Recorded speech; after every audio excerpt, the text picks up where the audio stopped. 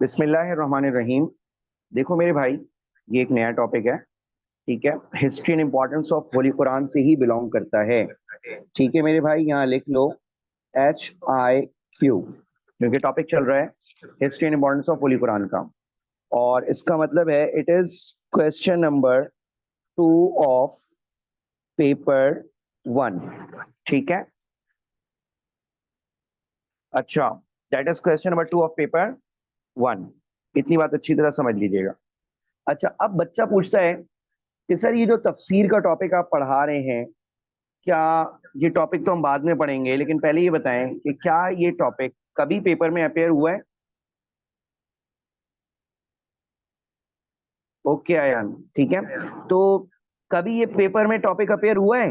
हम कहते हैं हाँ भाई अपेयर हुआ है, सॉरी, हम कहते हैं अपेयर नहीं हुआ है। ठीक है, लेकिन it is included in the syllabus. अच्छा, कैसे पता इंक्लूडेड इन द सिलेबस है? देखो, दो मैं आपको बातें बताऊं।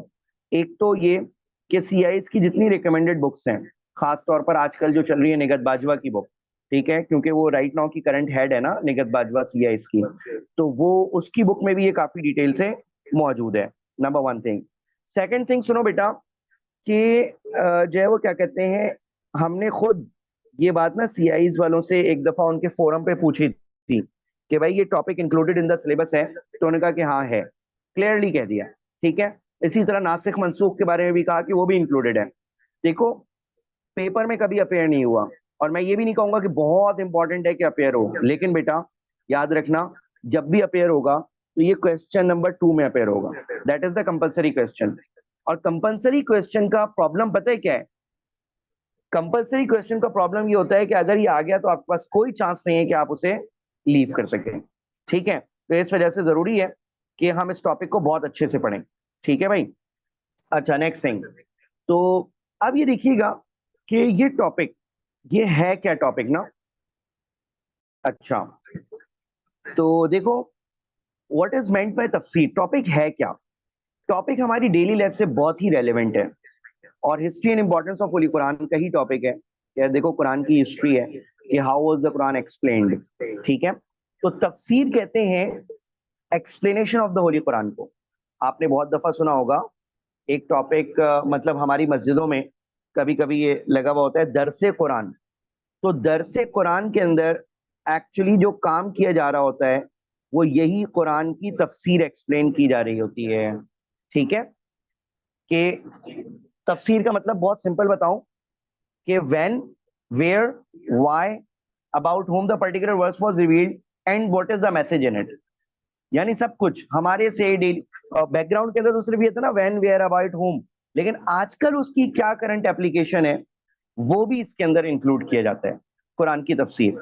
ठीक है, तो तफसीर ऑफ द कुरान, लेकिन बहरहाल यही बात याद रखना कि हम कुरान की तफसीर नहीं पढ़ेंगे यहाँ पर, हम जस्ट इंट्रोडक्शन करेंगे कि तफसीर होता क्या है।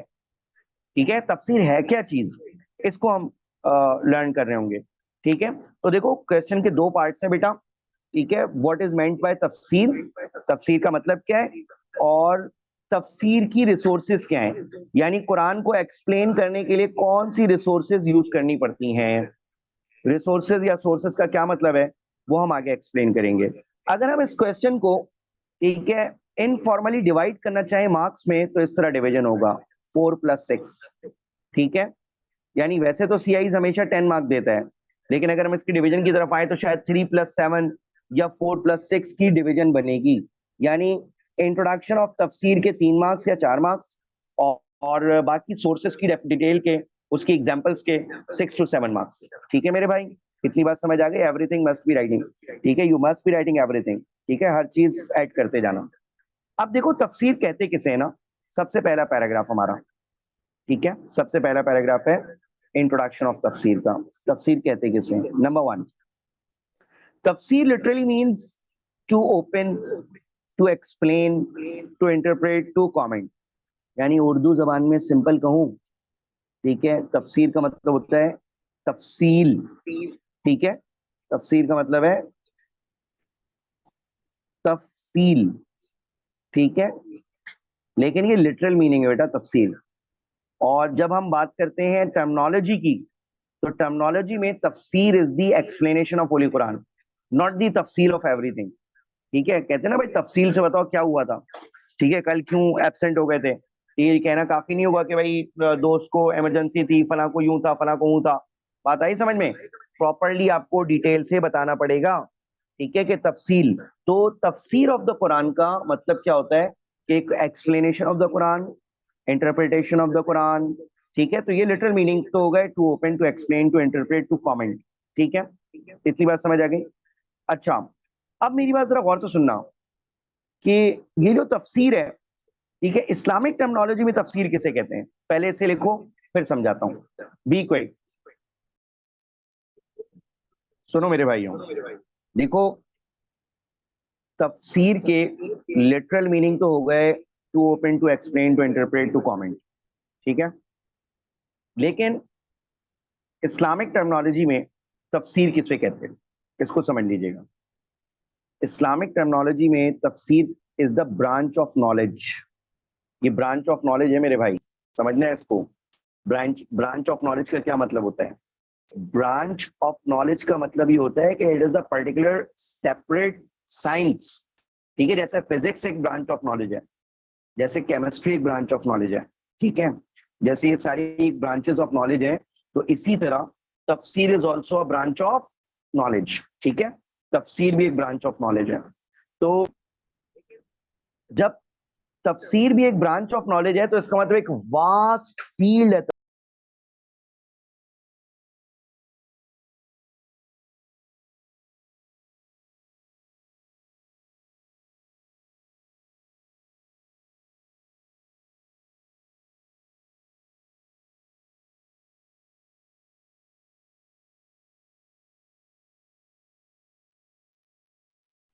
हाँ, तो तफसीर एक वास्ट फील्ड है प्रॉपरली। तफसीर कोई छोटी मोटी चीज नहीं है। जब ये एक पूरी ब्रांच ऑफ नॉलेज है तो इसको हम कहेंगे कि ये वास्ट फील्ड ऑफ नॉलेज है, ठीक है। ब्रांच ऑफ नॉलेज का मतलब ये होता है, ये नहीं है कि आप थोड़े दिनों में तफसीर कुछ पढ़ लेंगे। भाई तफसीर की अपनी ब्रांचेस हैं। अगर एक एक ब्रांच ऑफ तफसीर ऐसी है जिसके ऊपर आप पीएचडी कर सकते हैं। जैसे मैं आपको सिंपल सी बात बताऊं कि भाईजान बैकग्राउंड ऑफ सूराज एक ऐसी ब्रांच ऑफ नॉलेज है कि जिसके ऊपर आप चाहें तो पीएचडी कर सकते हैं। पीएचडी कह रहा हूं, बात समझ आ रही है? ठीक है।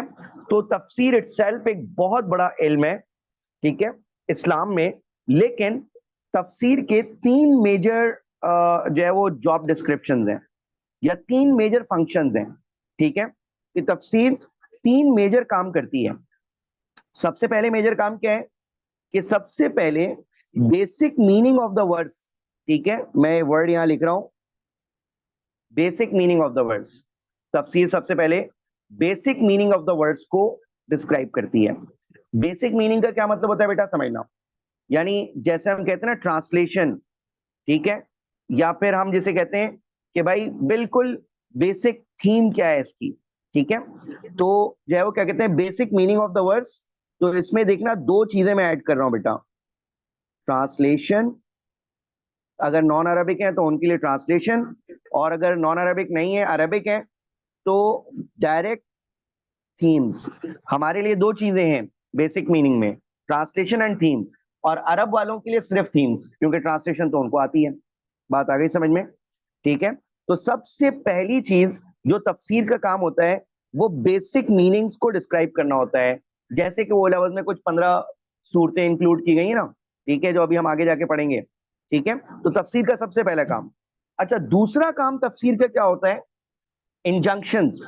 इंजंक्शंस का क्या मतलब होता है, लिखो बेटा, कमांडमेंट्स, ठीक है। इंजंक्शंस का मतलब होता है कमांडमेंट्स, ठीक है। यानी इस पर्टिकुलर वर्स में हमारे लिए क्या क्या कमांड्स जो है वो दी गई हैं, ठीक है, कमांडमेंट्स। तो इस पर्टिकुलर वर्स में हमारे लिए क्या क्या कमांडमेंट्स दी गई हैं। तीसरा काम तफसीर का क्या होता है, जरा गौर से सुनना है। तीसरा काम तफसीर होता है wisdom behind the verse, behind the verse. यानी कुरान की किसी आयत के पीछे क्या विजडम है उसको एक्सप्लेन करना। Are you getting my point? Wisdom behind the verse, कि एक वर्स के पीछे विजडम क्या है, ठीक है, वो हम डिस्कस करते हैं। अब मेरी बात को जरा बहुत अच्छे से समझना है बेटा, ठीक है, बहुत अच्छे से समझना। मैं इसकी एग्जाम्पल देके समझाऊंगा जिसमें ये तीनों चीजें आ जाएंगी, मीनिंग भी, इंजंक्शन भी, और विजडम भी। और जरा गौर से सुनिएगा, बहुत अच्छे से समझिएगा। भाईजान के तफसीर के तीन बेसिक फंक्शंस हैं, दोबारा बता रहा हूं, तफसीर के तीन बेसिक फंक्शंस हैं।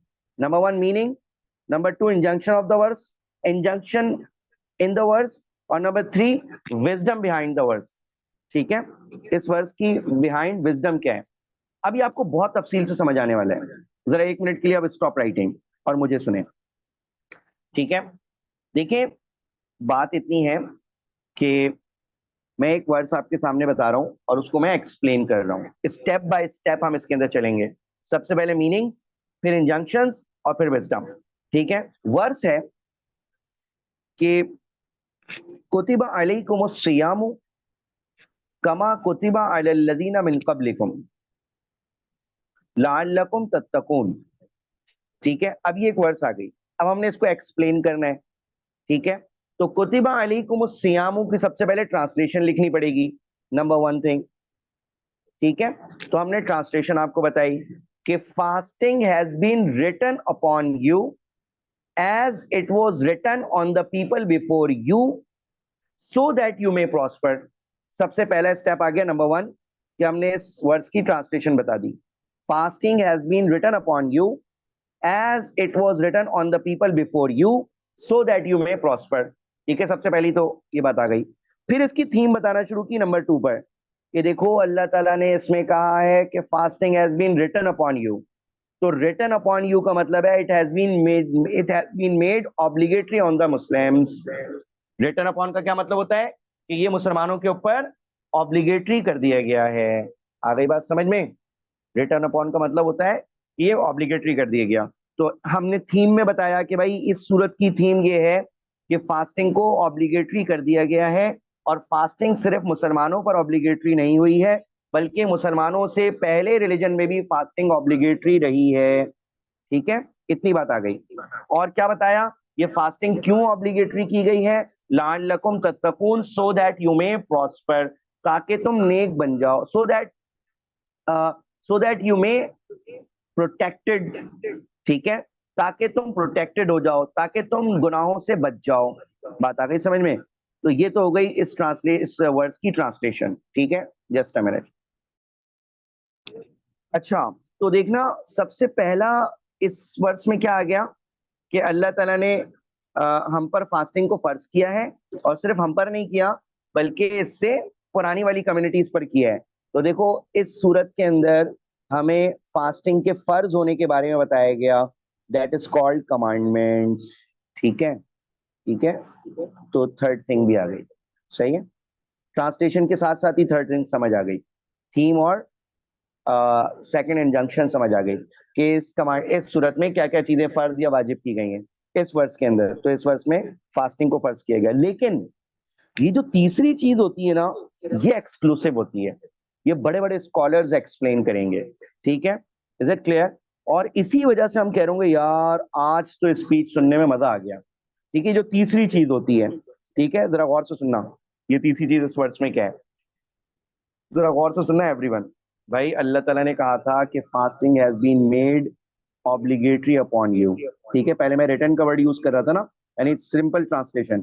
फिर मैंने थीम बताते हुए कहा कि रिटर्न का मतलब होता है ऑब्लिगेटरी। तो मैं कह रहा हूं कि fasting has been made obligatory upon you as it was made obligatory on the people before you so that you may prosper. ठीक है, तो अब स्कॉलर्स ने यहाँ तक बयान किया कि भाई फास्टिंग जो है वो ऑब्लिगेटरी है, और सिर्फ हम पर नहीं है, पिछली कम्युनिटीज पर भी थी। ठीक है, और on the other hand not only के पिछली कम्युनिटीज पर थी, बल्कि साथ साथ जो है वो क्या कहते हैं, एक और बात हो गई कि फास्टिंग जो ऑब्लिगेटरी थी सिर्फ पिछली कम्युनिटीज पर ऑब्लिगेटरी नहीं थी, बल्कि इसका पर्पस भी बताया कि इसका पर्पस क्या है फास्टिंग का। फास्टिंग के ऑब्लिगेटरी होने का पर्पस ये है कि भाईजान आप क्या हो जाए, नेक बन जाए, लालकुम तत्तकून, ताकि तुम क्या बन जाओ, नेक बन जाओ। जरा गौर से सुनना है, लालकुम तत्तकून, ताकि तुम नेक बन जाओ। ठीक है, तो कुछ स्कॉलर्स ने कहा कि देखो फास्टिंग की वजह से हम गुनाहों से बचते हैं, तो फास्टिंग का पर्पज ये बताया गया है कि हम गुनाहों से बच जाएं। आई बात समझ में? फास्टिंग का पर्पज ये बताया गया है कि हम गुनाहों से बच जाएं। बहुत अच्छे से सुनिएगा अब क्या कह रहा हूं। फास्टिंग का पर्पज ये बताया गया है कि हम गुनाहों से बच जाएं।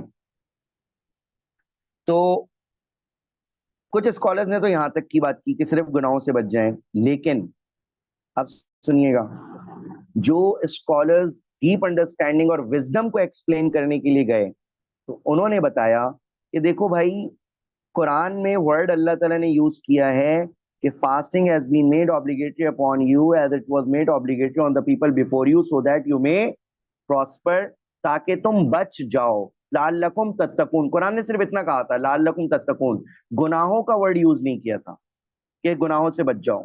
ठीक है, तो अब जो डीप अंडरस्टैंडिंग वाले स्कॉलर हैं वो बताते हैं कि देखो, फास्टिंग से हम बहुत सारी चीजों से बच जाते हैं, सिर्फ गुनाहों से नहीं बचते हैं। फास्टिंग की वजह से हम गुनाहों से भी बचते हैं, और फास्टिंग की वजह से हम बहुत सारी बीमारियों से भी बचते हैं।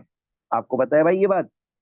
ठीक है, फास्टिंग की वजह से हम बहुत सारी बीमारियों से भी बच रहे होते हैं। ठीक है, फॉर एग्जाम्पल डॉक्टर्स ये कहते हैं कि कैंसर का one of the most important precaution, बेटा मैं प्रिकॉशन की बात कर रहा हूं, मैं क्योर की बात नहीं कर रहा हूं, मैं कह रहा हूं precaution, one of the most important precaution of cancer is fasting.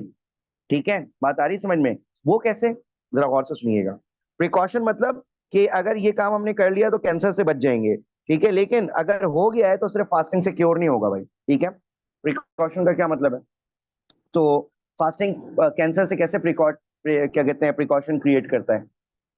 Fasting cancer से इस तरह से प्रिकॉशन क्रिएट करता है कि भाई देखो, हमारी बॉडी को ना चलने फिरने और जिंदा रहने के लिए जरूरत होती है एनर्जी की।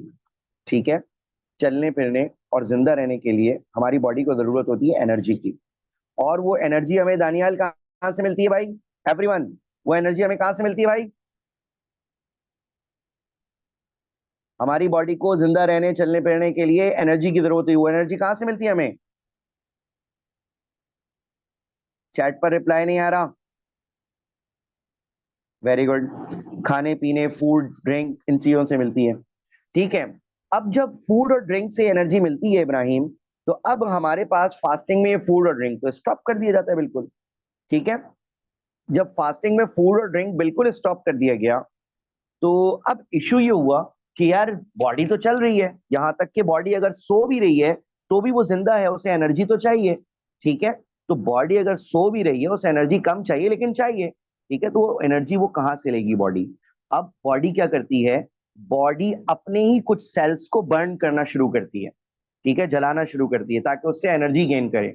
और बॉडी के अंदर अल्लाह ताला ने क्या बेस्ट रिकग्निशन सिस्टम रखा है। ठीक है, कि सबसे पहले बॉडी अपने डैमेज और खराब सेल्स को बर्न आउट करती है और उससे एनर्जी लेती है। ठीक है, फैट्स को खत्म करती है। बात आई समझ में? तो अब क्या होगा, अब सारी दुनिया के डॉक्टर से आप पूछें, वो यही कहते हैं कि देखो, फास्ट वो जो कैंसर होता है ना, वो हमारी बॉडी के डैमेज और खराब सेलों की वजह से होता है, हमारी बॉडी के डैमेज और खराब सेल्स की वजह से होता है। ठीक है, तो अब जब फास्टिंग ने उन सेल्स को पहले ही जला दिया, बर्न कर दिया, ठीक है, तो आप कैंसर से प्रिकॉशन क्रिएट हो जाएगा। आगे कहानी समझ में मेरे भाइयों? समझ आ गया मसला? ठीक है, तो इसको कहते हैं विजडम, कि इस वर्ष के पीछे विजडम क्या है। ठीक है, मुझे उम्मीद है कि ये आपको पूरा जो है वो पैराग्राफ समझ आ गया। वर्ड्स को क्या कहते हैं, तफसीर किसे कहते हैं, सबसे पहले क्या कहते हैं, लिटरल मीनिंग हमने बताई, और उसके बाद हमने टर्मिनोलॉजी बता दी कि इन तीन चीजों का नाम तफसीर है, कि कुरान की मीनिंग को एक्सप्लेन करना, कुरान की इंजंक्शंस को एक्सप्लेन करना, कुरान के विजडम को एक्सप्लेन करना, ये तफसीर कहलाती है। अब आ जाओ, ये second part of the question, question का सेकंड पार्ट था ना ये। ठीक है, फर्स्ट पार्ट का हमने क्या बना दिया, एक पैराग्राफ बना दिया, देखो ये वाला फर्स्ट पार्ट था, तो बस ये पैरा वन बना दिया। लेकिन सेकंड पार्ट के अंदर जरा ज्यादा पैराग्राफ्स हैं। ठीक है, तो second part of the question, पहले हेडिंग डालो फिर समझाता हूँ कि सोर्सेस कहते किसे, जरा जल्दी से लिखना। Be quick. देखो मेरे भाई, सोर्सेस का मतलब क्या है? मतलब ये है कि एक बंदा ये बोलता है कि सर, कुरान तो मुसलमानों के लिए मोस्ट इंपॉर्टेंट है, और उसको समझना, पढ़ना और उसको फर्दर एक्सप्लेन करना कितना बड़ा पर्पस ऑफ लाइफ है। ठीक है, तो मैं तो कुरान को एक्सप्लेन करना चाहता हूँ, तो how can I explain the Quran? ठीक है, from where can I explain the Quran? ठीक है, from where can I explain the Quran, जरा गौर से सुनना है, how can I explain the Quran या from where can I explain the Quran. तो अब हम उसको बताते हैं कि बेटा देखो, क्या बच्चा वो कहता है कि सर देखें कुरान अरबिक लैंग्वेज में है, कोई भी इंग्लिश की बुक होती है हमें मुश्किल लगती है, हम डिक्शनरी लेके बैठ जाते हैं, डिक्शनरी से उसे सॉल्व कर लेते हैं। ठीक है, तो क्या कुरान की भी अरबिक उर्दू डिक्शनरी या अरबिक इंग्लिश डिक्शनरी लेकर बैठ जाए तो मसला हल हो जाएगा? ठीक है, तो क्या मसला हल हो जाएगा अगर हम कुरान की अरबिक उर्दू डिक्शनरी या अरबिक इंग्लिश डिक्शनरी लेकर बैठ जाए, तो डिक्शनरी से क्या कुरान को एक्सप्लेन कर सकते हैं? तो जवाब आएगा कि no, not at all. Quran Allah ताला की बुक है और बहुत ही रिस्पेक्टेड है, और इसके ऊपर success of this world and the here after depend कर रही है। ठीक है, तो हर एरा गैरा नत्थु खैरा अपनी मर्जी से इसको एक्सप्लेन नहीं कर सकता। इसकी वो एक्सप्लेनेशन एक्सेप्टेबल होगी जो इन 5 सोर्सेज के अंदर से की जाएगी। आ गई बात समझ में? यानी 5 जगह ऐसी हैं, 5 चीजें ऐसी हैं, 5 थिंग्स ऐसी हैं जिनसे आप कुरान को एक्सप्लेन कर सकते हैं। अगर आप इससे बाहर जा रहे होंगे तो वो एक्सप्लेनेशन एक्सेप्टेबल नहीं होगी।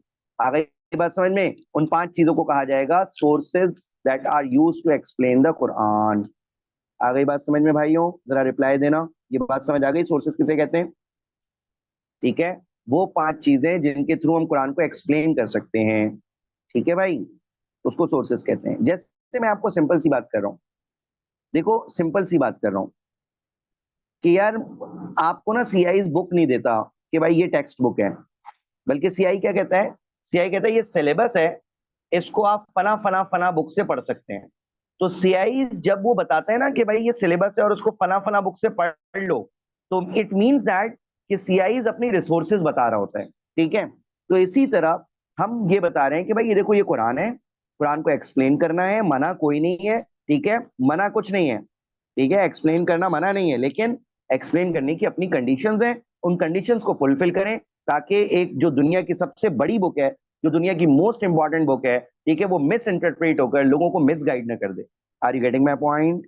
ठीक है, तो इतनी बात याद रखिएगा। कुरान को एक्सप्लेन करने की 5 रिसोर्सेज हैं। रिसोर्स नंबर 1, सबसे पहली रिसोर्स जहां से पैरा 2 से स्टार्ट हो रही है, तफसीरुल कुरान बाय कुरान इटसेल्फ। क्या मतलब है इसका? सुनना, इसका मतलब ये रहा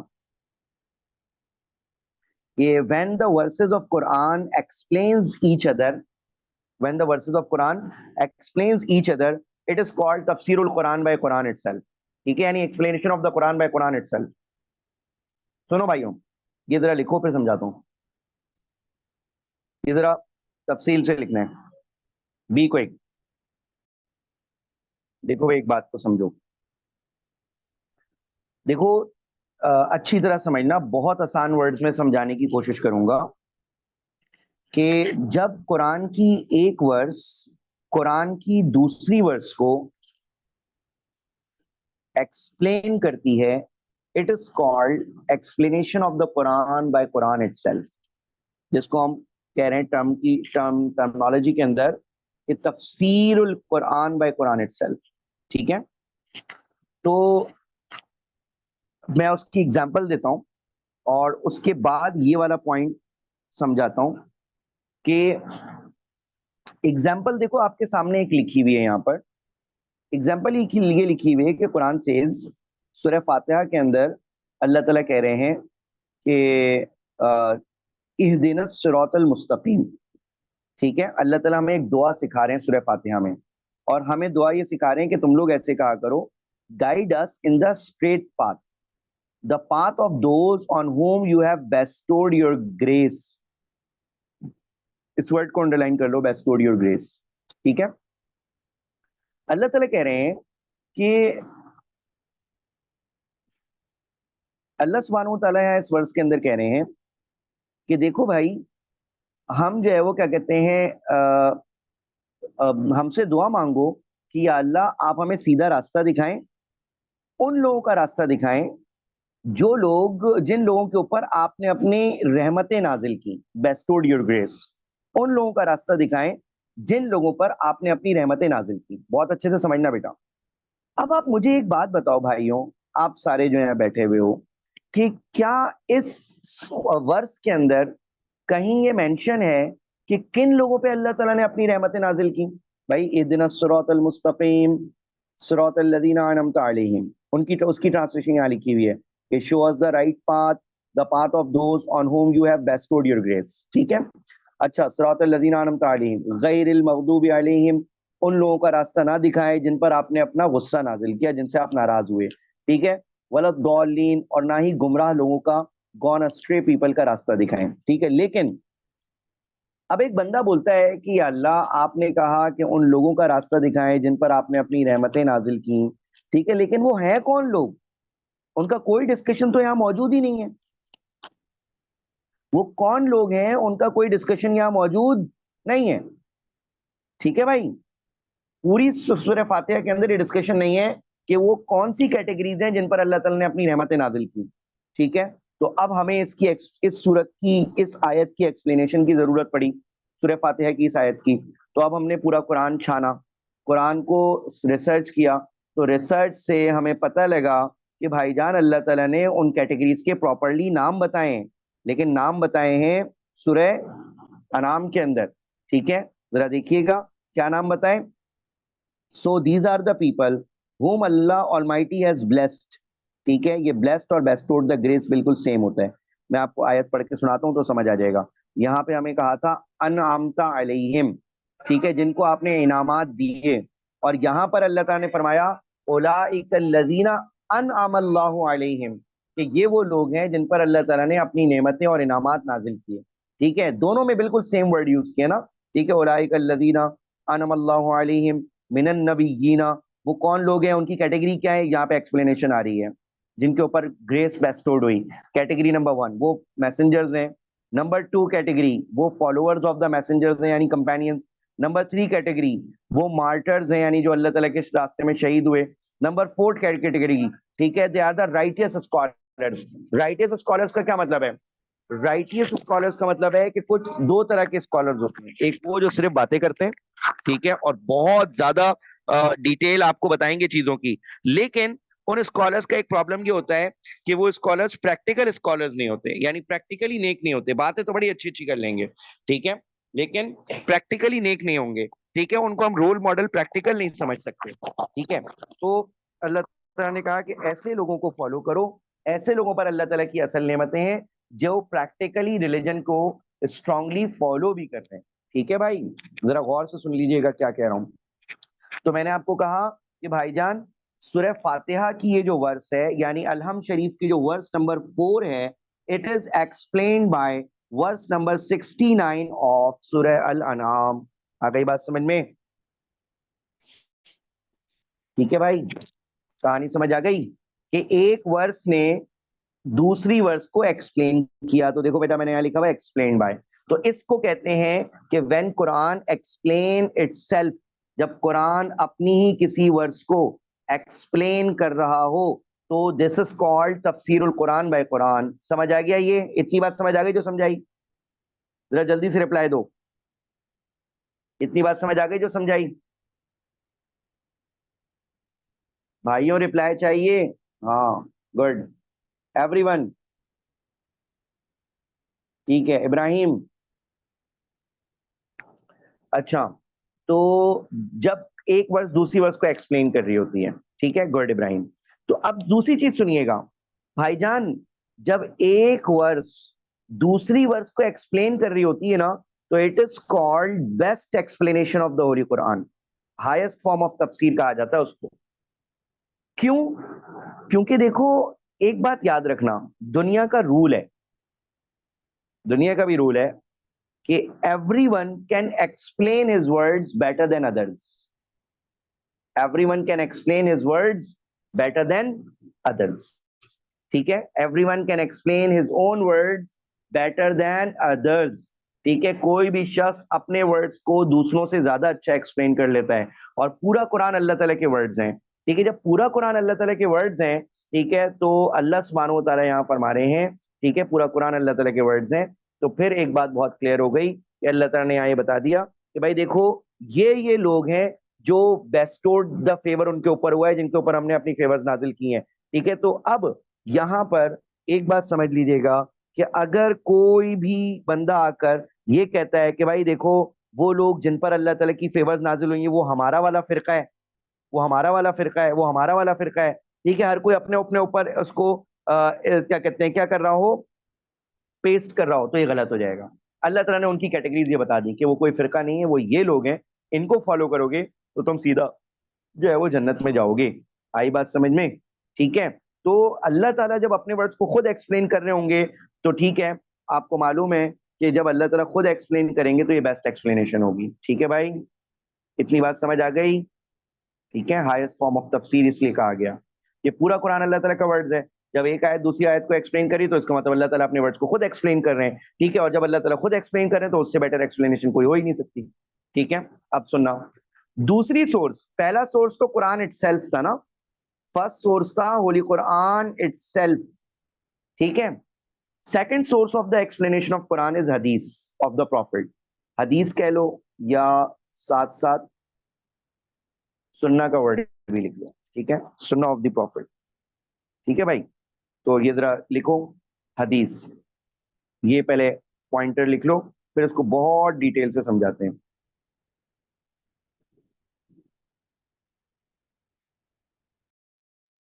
तो सुनो मेरे भाइयों, इस बात को समझो कि देखो, जब किसी वर्स की एक्सप्लेनेशन हमें चाहिए होती है तो फर्स्ट ऑफ ऑल हमें उसको कुरान में ही ढूंढना होता है।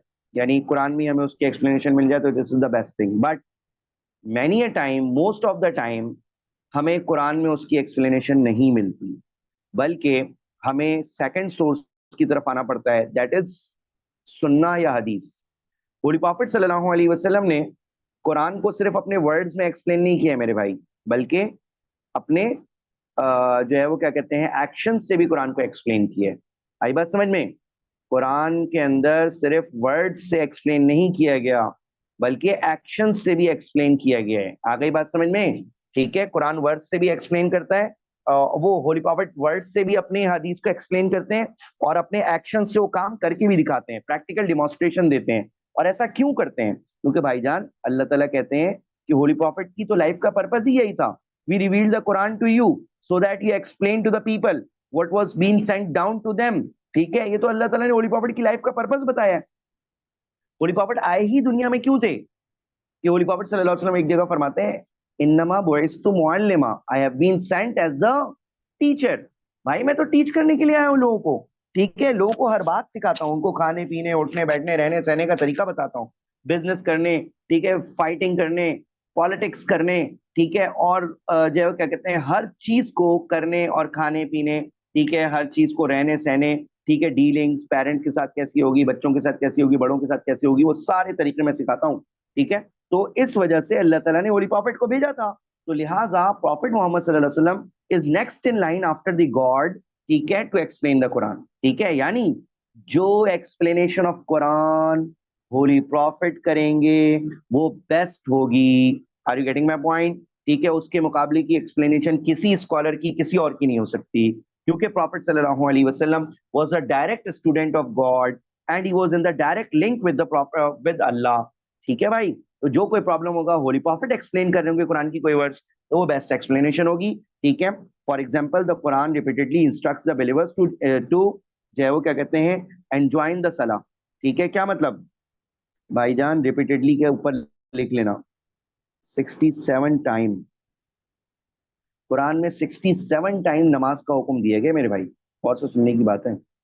67 टाइम नमाज का हुक्म है, बट एक मरतबा भी कुरान के अंदर कहीं पर नमाज का पूरा मेथड नहीं है।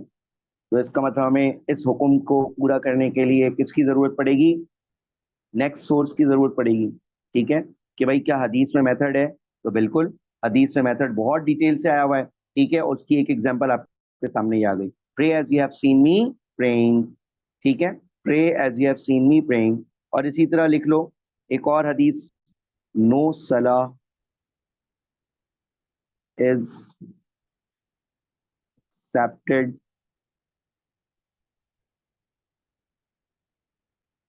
विदाउट सूरा अल फातिहा। ये भी आप सल्लल्लाहु अलैहि वसल्लम ने क्या किया, नमाज के बारे में बता दिया कि भाई कोई नमाज विदाउट सूरह फातिहा एक्सेप्टेबल नहीं हो सकती। आ गई बात समझ में? ठीक है, तो इतनी बात याद रखिएगा, नो सला इज एक्सेप्टेड विदाउट सूरह अल फातिहा। ठीक है भाइयों, इसको समझ लिया आप लोगों ने कि कोई नमाज सूरह फातिहा के बगैर एक्सेप्टेबल नहीं है। ठीक है मेरे भाई, तो इतनी बात याद रखिएगा कि नो सला इज एक्सेप्टेड विदाउट सूरह अल फातिहा, ये भी नमाज का एक वे बताया। अच्छा, अब कोई बंदा पूछता है कि सर मैं किसी इमाम साहब के पीछे नमाज पढ़ रहा हूँ, वो तो तिलावत कर रहे होते हैं, क्या मैं उनके पीछे तिलावत करूंगा? तो आप सल्लल्लाहु अलैहि वसल्लम ने फरमाया, मन कान लहू इमामुन फक़िराअतुल इमामी लहू क़िराअतुन, अगर किसी का कोई इमाम है, यानी वो इमाम साहब के पीछे नमाज पढ़ रहा है, तो फिर इमाम साहब का किरात करना सबके लिए इनफ हो जाएगा। आई बात समझ में? तो उनके पीछे कुरान पढ़ने की इजाजत या जरूरत नहीं होगी। ठीक है, सूरह फातिहा की पढ़ने की भी जरूरत नहीं होगी इमाम साहब के पीछे। आ गई बात समझ में? ये सब क्या चल रहा है? ये सब जो हदीसें मैं आपको सुना रहा हूँ, this is the explanation of the Quran, where Quran orders to perform the prayer, Quran never describes the method. ठीक है, तो मेथड हदीस के अंदर मिल जाता है। हाँ भाई, ये अंडरस्टूड हो गया कि सेकंड सोर्स कुरान को एक्सप्लेन करने की हदीस है, और उसकी एग्जांपल कितनी आसान मैंने बता दी। ठीक है, सब कुछ अंडरस्टूड हो गई, तो मुझे बताओ भाई, आगे चलेंगे। बी क्विक, जल्दी बताओ।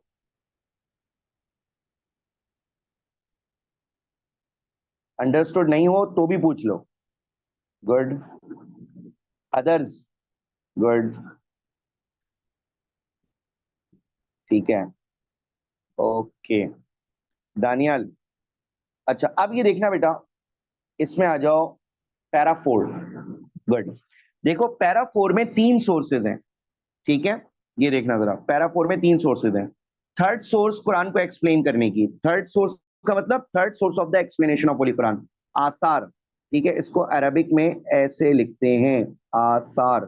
ठीक है, आसार। ठीक है, टीएच का साउंड सेक आता है, मैंने पहले ही बताया था। और आसार और द रिपोर्ट्स ऑफ सहाबा, सहाबा कहा जाता है कंपेनियन ऑफ प्रॉफिट। ठीक है, कंपेनियन ऑफ प्रॉफिट को, यानी स्टूडेंट ऑफ प्रॉफिट, सिंपल सी बात होगी, student of profit, companion of profit. यानी कि सिंपल सी बात हो गई कि अगर हमारे पास कुरान की एक्सप्लेनेशन कुरान में मौजूद नहीं है, फिर कुरान की एक्सप्लेनेशन हदीस में मौजूद नहीं है, फिर कुरान की एक्सप्लेनेशन जब कुरान और हदीस दोनों में नहीं है, तो कंसेंसस ऑफ द कंपेनियंस, यानी यूनिटी ऑफ द ओपिनियन। बेटा कंसेंसस का क्या मतलब मैंने बताया? Unity of the opinion. Consensus का मतलब मैंने बताया यूनिटी ऑफ द ओपिनियन। तो unity of the opinion of the companions may be helpful to explain the verses of holy Quran. ठीक है भाई, ये लिख लेना, to explain the verses of holy Quran, dot dot की जगह। तो सिंपल सी बात हो गई ना, जब कुरान की एक्सप्लेनेशन कुरान में ना हो, कुरान की एक्सप्लेनेशन हदीस में ना हो, तो हम थर्ड सोर्स को फॉलो करते हैं, इसको कंपेनियंस को। क्यों? Because they were the direct students of profit, यानी किसी भी स्कॉलर की बात से ज्यादा वैल्यूड बात कंपेनियन की होगी। ठीक है, इनको क्यों सबसे ज्यादा वैल्यू है ये भी लिख देना। ठीक है, they were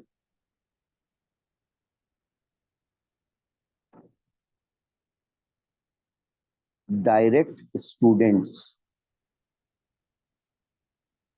of prophet, peace be upon him. ठीक है भाई, they were direct students of prophet, peace be upon him. आ गई कुछ कहानी समझ में? और obviously student of the prophet is exalted in status from anyone else. ठीक है भाई, तो वो, और इन लोगों ने देखो ना कुरान को नाजिल होते हुए ऑब्जर्व किया, कुरान इनके सामने कंप्लीट हुआ, इनके सामने शुरू हुआ, तो जाहिर सी बात है they were the eyewitnesses of the Quran, तो they could understand the Quran better than anyone else. बात आ गई समझ में मेरे भाइयों? ठीक है, थर्ड सोर्स। अच्छा अब देखो एक बात और आसान हो गई, फर्स्ट और सेकंड सोर्स में हमें एग्जांपल्स देनी थी। ठीक है, third source, fourth source, fifth source में एग्जांपल नहीं देनी है। ठीक है, याद रखना, बस डेफिनेशन लिख कर आ जानी है। तो एक मिनट, सॉरी, ये देखना, नंबर फोर्थ सोर्स, ताबेइंस एक्सप्लेनेशन, इसको लिख लो फिर समझाता हूँ। Be quick. देखो भाई, कंपेनियंस के बाद अब बारी आती है कंपेनियंस के स्टूडेंट की, और कंपेनियंस के स्टूडेंट को कहा जाता है ताबेइंस एक्सप्लेनेशन, मतलब ताबेइन कहा जाता है, एक्सप्लेनेशन तो वो आ गया ना। ताबेइन कहा जाता है स्टूडेंट्स ऑफ कंपेनियन को, तो ये भी लिख लो बेटा, स्टूडेंट्स ऑफ कंपेनियन। एक्चुअली ये लोग क्यों नेक्स्ट इन लाइन है? सिंपल सी बात है बेटा, नेक्स्ट इन लाइन इसलिए है कि दीज पीपल ग्रो अप, ठीक है, in an environment with the companions, यानी ये उन लोगों के साथ बड़े, पले बड़े, उन लोगों के अंदर रहे, ठीक है, उन लोगों से इल्म हासिल किया जो डायरेक्ट ऑब्जर्वर्स ऑफ कुरान थे, जिन्होंने कुरान नाजिल होते हुए देखा, जिन्होंने मैसेंजर को ऑब्जर्व किया, ठीक है। तो ऑब्वियस सी बात है कि उनके पढ़ाए हुए लोग, ठीक है, दूसरे लोगों के पढ़ाए हुए लोगों से ज्यादा एक्सल्टेड इन स्टेटस होंगे। आ गई बात समझ में? लिहाजा ये इनको ताबीन एक्सप्लेनेशन कहा जाने लगा। ठीक है। Number fifth source, fifth source क्या है? Reason of a highly qualified scholar. समझना है इसको, हाँ। यानी अब हमें कुरान की एक वर्स की एक्सप्लेनेशन करंट एरा के अकॉर्डिंग, सुनना जरा, वर्ड में यूज कर रहा हूं करंट एरा के अकॉर्डिंग, ना कुरान में मिली, ना हदीस में मिली, ठीक है, और ना ही ताबीन में मिली, क्योंकि ये सब कुछ 1300 साल पुराना हो गया। होली प्रॉफिट 1400 साल पुराने हो गए, ठीक है, और ताबीन 1300 साल पुराने हो गए, कंपेनियन 1350 साल पुराने हो गए, 1350 1400 साल पुराने। ठीक है। तो अब प्रॉब्लम ये है कि भाईजान जब हमें कहीं पर भी एक्सप्लेनेशन नहीं मिल रही करंट एरा के अकॉर्डिंग, तो अब हम जाते हैं किसके पास? हम अपने ग्रेट स्कॉलर्स के पास जाते हैं, जो हमारे मेहरबान हैं, ठीक है, जिन्होंने अपनी जिंदगियों को इस रिलीजन के लिए लर्निंग में, सीखने में, सिखाने में पूरा सर्व कर दिया, डोनेट कर दिया, डिवोट कर दिया, अपनी सारी लग्जरीज को छोड़कर, पैसा कमाने को छोड़कर इस पर्पस के अंदर लग गए कि यार रिलीजन की खिदमत करनी है। अब हम उनके पास जाएंगे और उनसे कहेंगे कि हजरत जो है वो हमें इस वर्स का मतलब समझ नहीं आ रहा, according to the current era आप समझाएं, ठीक है। तो वो उनकी वो एक्सप्लेनेशन, स्कॉलर्स की वो एक्सप्लेनेशन रिक्वायर्ड होगी या एक्सेप्टेबल होगी जो based on the arguments from Quran and hadith होगी। आ गई बात समझ में? Are you getting my point? It is, it exist in conjunction with, conjunction का क्या मतलब है? ये मिलकर यूज हो सकती है अदर फोर के साथ। अदर फोर कौन थे बेटा? कुरान, हदीस, कंपेनियन, ठीक है, और ताबीन। यानी स्कॉलर के अपने वर्ड्स नहीं, मतलब सॉरी, स्कॉलर का अपना डायरेक्ट ओपिनियन नहीं, बल्कि उनका वो ओपिनियन जो कुरान की दूसरी वर्सेस को बेस कर रहा हो, हदीस पर बेस कर रहा हो, ठीक है, और कंपेनियंस के वर्ड्स पर बेस कर रहा हो, ताबीन के वर्ड्स पर बेस कर रहा हो, उनका वो ओपिनियन एक्सेप्टेबल होगा। ठीक है। किसी का भी अपना ओपिनियन एक्सेप्टेबल नहीं होगा। एक बात याद रखना, कुरान को एक्सप्लेन करने में एक बात याद रखें, देखें होली प्रॉफेट सल्लल्लाहु अलैहि वसल्लम की एक हदीस है, मन तकल्लम फी शैइन मिनल कुरान, ठीक है, तो जो कोई कुरान की कोई वर्स को एक्सप्लेन करे, ठीक है, फकद अख्ता व इन असहा, जो कोई शख्स कुरान की किसी वर्स को तुक्के से, अंदाजे से एक्सप्लेन करे, यानी श्योरिटी नहीं है उसकी, ठीक है, तो उसने गलती की, भले से तुक्के में वो सही क्यों ना कह गया। आ गई बात समझ में? तो इतनी बात याद रखिएगा मेरे भाई, ठीक है, कि कुरान की एक्सप्लेनेशन जो है, ठीक है, वही एक्सेप्टेबल होगी जो कुरान इटसेल्फ से होगी, वही एक्सेप्टेबल होगी जो हदीस में होगी, वही एक्सेप्टेबल होगी जो कंपेनियंस के थ्रू होगी, या वो एक्सेप्टेबल होगी जो ताबीन से एक्सप्लेनेशन होगी, या फिर स्कॉलर्स की वो एक्सप्लेनेशन जो उन्होंने जो है क्या की हो, जो उन्होंने इन लोगों को जो है वो क्या कहते हैं, जो उन्होंने इन चारों की बेस के ऊपर एक्सप्लेन किया हो, वो तफसीर एक्सेप्टेबल होगी कुरान की। Any problem? कोई इशू है मेरे भाइयों? अब देखो, यहां से हम पार्ट बी की तरफ जाते हैं। ये पार्ट ए था, 5 सोर्सेज हो गई, ठीक है, और क्या कहते हैं, इन 5 सोर्सेज को देखो, एक मिनट के लिए ना, मैंने आपको यहां से बताना शुरू किया कि सबसे पहले कुरान की एक्सप्लेनेशन बाय कुरान इटसेल्फ आ गई, ठीक है, फिर उसके बाद कुरान की एक्सप्लेनेशन बाय कुरान और हदीस आ गई, हदीस आ गई, उसके बाद ये 3 सोर्सेज आ गई, ठीक है। और अब जो है वो क्या कहते हैं, हम यहाँ पर आ रहे हैं, और एक काम करो, सबसे पहले ये जो क्वेश्चन था ना, जो आपने लिखा हुआ था, इसके साथ एक क्वेश्चन और कर लो, ठीक है, इसको इसको ना और करके एक और क्वेश्चन वहीं पे एडजस्ट मार लो भाई, कहीं पे बात आ रही है समझ में, कहीं पे एडजस्ट कर लो।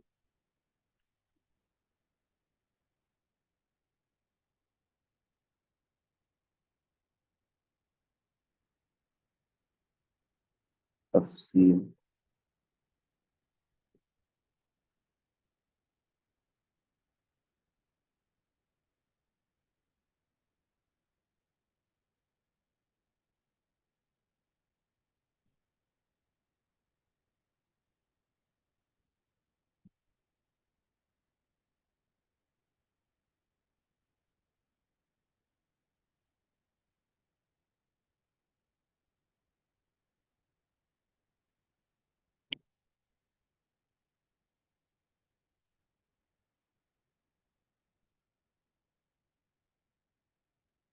ठीक है भाई।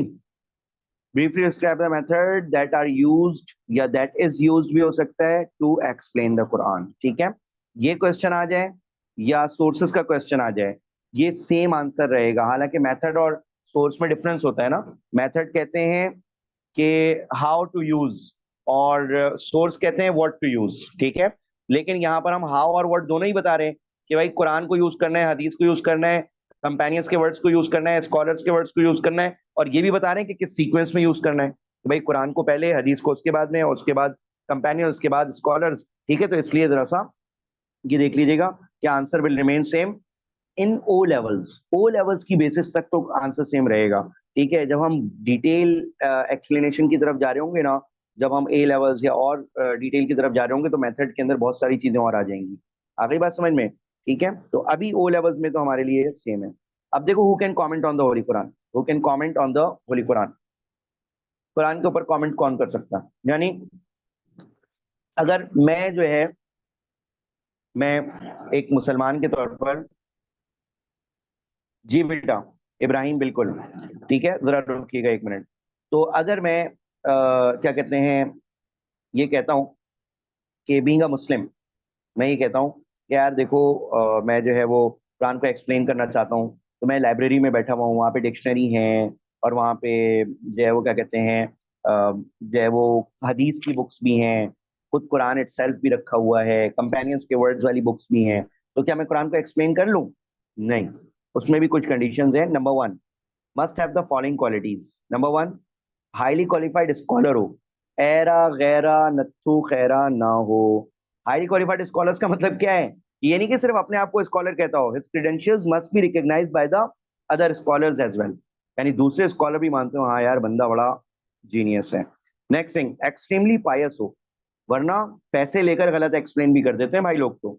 Number three, absolute command over, complete command होनी चाहिए इन पर्टिकुलर साइंसेस के ऊपर। सबसे पहले साइंसेस ऑफ तफसीर, उसूल का मतलब होता है साइंसेस। एक मिनट पहले सुन लो फिर लिखना।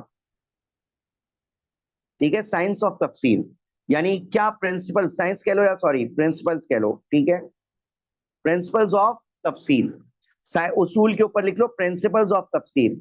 ठीक है, उसूल के ऊपर लिख लो मेरे भाई प्रिंसिपल्स ऑफ तफसीर। ये प्रिंसिपल यानी क्या तफसीर के रूल्स हैं वो जानता हो। अच्छा, अब क्योंकि तफसीर में हदीस को यूज करना पड़ेगा, तो भाई कौन सी हदीस ऑथेंटिक है कौन सी नहीं है? ठीक है, तो उसको भी, उसको उसके लिए क्या जज करना पड़ेगा? साइंसेज ऑफ हदीस। ठीक है, जिससे ये पता लगे कि भाई हदीस कौन सी ऑथेंटिक है कौन सी नहीं है। उसूल फिक़ह यानी principles of the Islamic law. ठीक है, ये लिख लो, सोर्सेज ऑफ इस्लामिक लॉ, उसूल सोर्सेज ऑफ इस्लामिक लॉ। क्योंकि कुरान से लॉ भी बनता है, सारा लॉ कुरान पे डिपेंड करता है। तो अगर उसको लॉ के प्रिंसिपल्स नहीं मालूम होंगे, तो फिर कुरान को एक्सप्लेन गलत करेगा, जायज नजायज हराम हलाल गलत बता देगा। अच्छा, इसी तरह असबाब नुजूल, असबाब नुजूल मैंने पहले ही पढ़ाया था। यानी कुरान को एक्सप्लेन करने जा रहा है तो कॉजेज ऑफ रेवलेशन उसको अच्छी तरह मालूम हो, कौन सी वर्स कब कहाँ कैसे क्यों नाजिल हुई थी। मैंने कहा था बेटा अभी लिखना नहीं, पहले सुन लो। ठीक है, तीसरी चीज, उसको नासिख और मनसूख का पता हो। ठीक है, यानी ये जो है ना, अभी डिटेल से ये टॉपिक हम पढ़ाने वाले हैं, नासिख और मनसूख। इसका सिंपल मतलब बता देता हूँ कि जो है वो क्या कहते हैं, उसको ये पता हो कि कोई ऐसी वर्स तो नहीं है कुरान में जिसकी कमांड को अल्लाह ताला ने कैंसिल कर दिया है, उस पर अमल करना जायज नहीं है। देखो कितनी अजीब सी बात कर रहा हूं मैं, कि कुरान की कुछ वर्सेज ऐसी हैं जिन पर अमल नहीं किया जा सकता, अमल करोगे तो गुनाह मिलेगा। वो नासिख और मनसूख का कॉन्सेप्ट होता है। ठीक है, वो अभी आपको नेक्स्ट क्लास में पता लगेगा क्या है। इसी तरह अरबिक लैंग्वेज, क्योंकि कुरान बड़ा टॉप लेवल की बुक है, तो उसके अंदर इडियोमेटिक सेंटेंसेस को यूज किया गया है, प्रोवर्ब्स को यूज किया गया है। ठीक है, तो Arabic lexicology, Arabic language, grammar, सारी चीजें। लेक्सिकोलॉजी का मतलब होता है कि how the how the words are built, ठीक है। और ग्रामर का क्या मतलब होता है, how the sentences are form, ठीक है भाई। तो ग्रामर के अंदर सेंटेंसेस फॉर्म करने को सिखाया जा रहा होता है, और लेक्सिकोलॉजी के अंदर वर्ड बिल्ड करना सिखाया जा रहा होता है, ठीक है, जिसको अरबिक में कहते हैं सर्फ और नहव, ठीक है मेरे भाई। तो सर्फ और नहव यानी अरबिक लैंग्वेज की पूरी कमांड उसके ऊपर होना जरूरी है, वरना कुरान को एक्सट्रैक्ट, कुरान को क्या नहीं कर सकता वो, क्या कहते हैं, कुरान को वो समझ नहीं सकता भाई, ठीक है मेरे भाई। तो अब ये जरा समझ लीजिएगा, ये अब आप लोग लिख लें, ठीक है।